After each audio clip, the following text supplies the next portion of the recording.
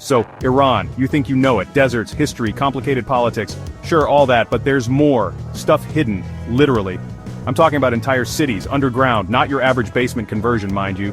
These are proper, sprawling networks, places where people lived, for centuries, some of them. Nushabad, this place, near Kashan, is one of the star attractions. It's an ancient subterranean city, a testament to human paranoia, or perhaps sensible precaution, depending on your point of view, and how many invading armies are knocking at your door. These weren't holiday homes, that's for sure. The concept itself is wild. Forget skyscrapers reaching for the heavens. Here they went the other way, deep down, away from the sun, away from prying eyes and arrows and swords. It's a whole different kind of architecture, born of necessity. The kind of necessity that involves not wanting to be slaughtered. Fair enough, I suppose, most of us prefer to avoid that. Why build these places? Good question. The answer usually is other people.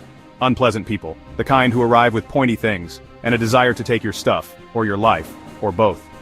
Central Iran, where Nushabad sits, was prime real estate. For centuries it was on the invasion superhighway. Everyone wanted a piece. Mongols, Arabs, you name it. They all fancied a visit. Often uninvited. So, what do? You can fight, you can run, or you can disappear. The ancient Persians, clever sods, chose option 3. They went down. If you can't see them, you can't kill them. Simple logic. Brutally effective sometimes. These weren't just storm cellars. They were fully functional bolt holes, designed for long stays, not exactly 5-star accommodation, but better than the alternative upstairs. Think about the sheer effort, digging these tunnels, carving out rooms, all by hand, with basic tools, in the blistering heat, or the freezing cold. It's a testament to the human spirit. Let's be clear, these weren't built for lounging. Comfort was not high on the priority list. Survival was, top billing, every time. Think of them as panic rooms, but for an entire community, not just for some rich bloke in a Hollywood mansion. These were democratic hideouts. Everyone equally uncomfortable, equally grateful to be alive. Probably. The primary purpose? Defense. Pure and simple.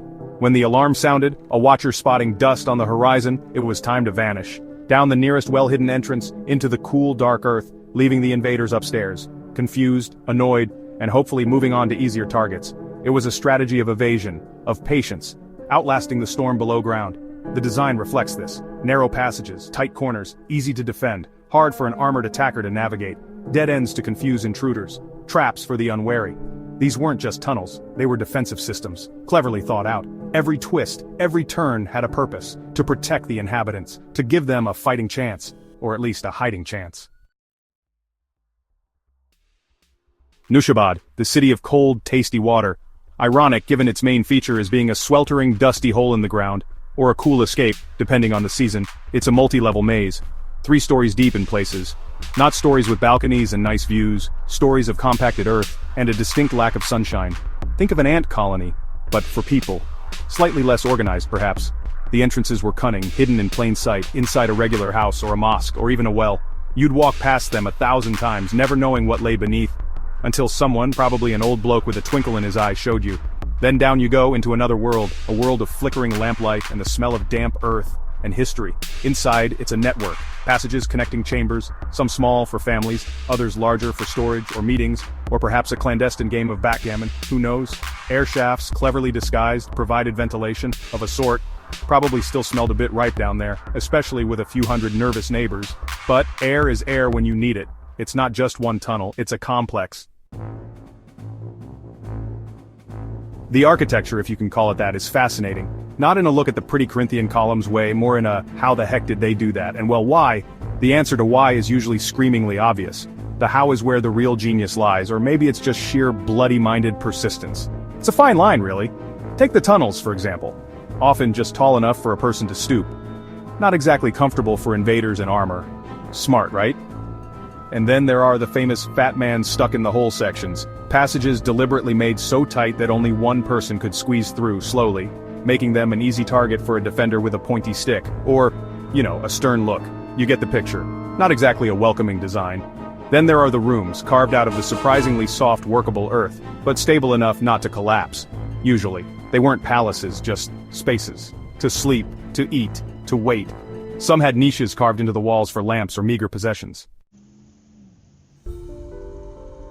Section 6 down below versus downtown, a modern misery match. Let's compare, shall we? These ancient underground cities versus our glorious modern metropolises. Both in their own way can be a bit of a trial. Down in Nushabad you had tight spaces, limited air, the constant threat of being discovered, or a cave-in. Sounds delightful, no? A real holiday destination for the discerning troglodyte. But then, consider London, or New York, or any urban jungle. The traffic jams, the pollution, the noise, the sheer bloody expense of a tiny flat, with neighbors you can hear through the paper-thin walls.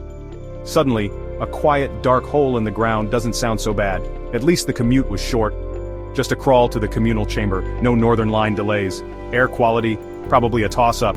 Ancient Nushabad had stale air, dust, the aroma of unwashed humanity. Modern cities have exhaust fumes, industrial smog, the subtle perfume of overflowing bins. I'm not sure which is worse. At least in Nushabad you knew your enemy. Bad air was just bad air, not some complex chemical soup designed to shorten your life slowly, and amenities. Nushabad offered security, community, shared purpose. Modern cities offer Deliveroo and crippling loneliness and a million ways to waste your money. You pick. One was about basic survival, the other is about, well, I'm still figuring that out. Perhaps we haven't progressed as much as we think. We just swapped one set of holes for another, more expensive ones. Section 7. Subterranean soirees, not your average dinner party. So what was life actually like, down there in the gloom? It wasn't all cowering in fear. People are people. They adapt. They find ways to live, to connect, even in a dirt tunnel. Imagine the scene. Families huddled together, sharing stories, sharing meager rations of food, water carefully conserved. Not exactly a banquet at the Ritz, is it?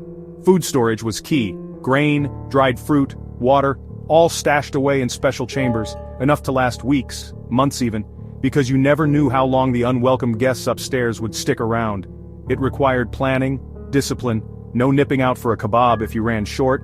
You ate what you had or you didn't eat, simple as that. Community must have been vital, you're all in it together. Literally.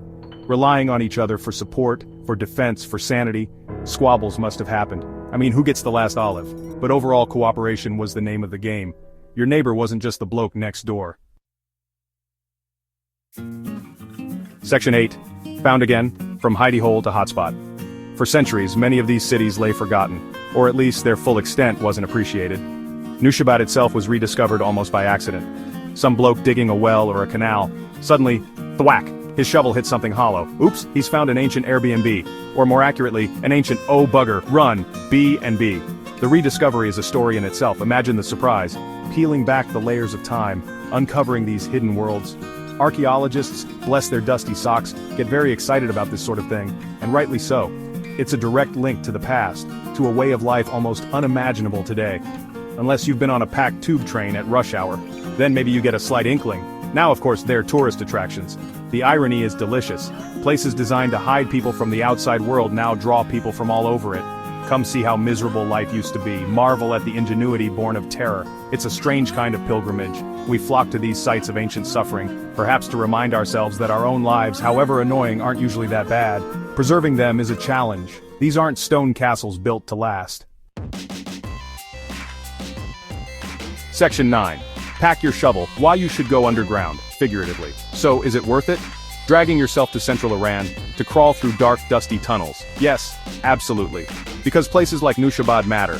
They tell us something important about who we are, or who we were, and what we're capable of, when our backs are against the wall, or in this case, under the ground. It's not just about old tunnels. It's about human resilience, ingenuity, the sheer, stubborn refusal to give up, to be extinguished. These subterranean cities are monuments to that spirit. More impressive in their own way than any glittering skyscraper, because they represent survival against incredible odds.